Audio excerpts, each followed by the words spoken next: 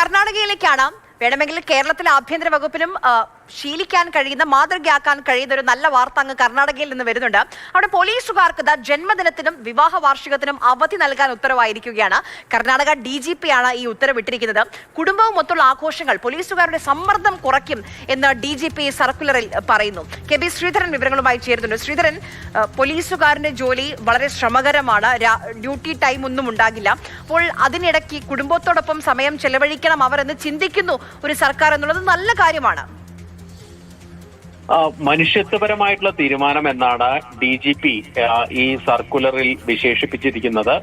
ഈ പലപ്പോഴും നേരത്തെ സൂചിപ്പിച്ച പോലെ തന്നെ 24 മണിക്കൂറും ജോലി ചെയ്യേണ്ട ഒരു അവസ്ഥ, അതും പല പല സാഹചര്യങ്ങളിൽ, വളരെ മോശം സാഹചര്യങ്ങളിൽ ഉൾപ്പെടെ ജോലി ചെയ്യേണ്ട അവസ്ഥ ഓരോ പോലീസുകാർക്കും ഉണ്ടാകാറുണ്ട്. ഏതായാലും അങ്ങനെയുള്ള പോലീസുകാരുടെ സമ്മർദ്ദം കുറയ്ക്കുക എന്നുള്ള ഒരു ലക്ഷ്യമാണ് ഈ തീരുമാനത്തിന് പിന്നിൽ. അതായത് ജന്മദിനം, വിവാഹ വാർഷികം ഉൾപ്പെടെ, കുട്ടികളുടെ ജന്മദിനം ഉൾപ്പെടെയുള്ള ദിവസങ്ങളിൽ, ഇവർക്ക് കുടുംബത്തോടൊപ്പം ആഘോഷിക്കേണ്ട ദിവസങ്ങളിൽ അവർക്ക് അവധി നൽകണം എന്നുള്ള ഒരു കാര്യമാണ് സർക്കുലറിൽ വ്യക്തമാക്കിയിരിക്കുന്നത്.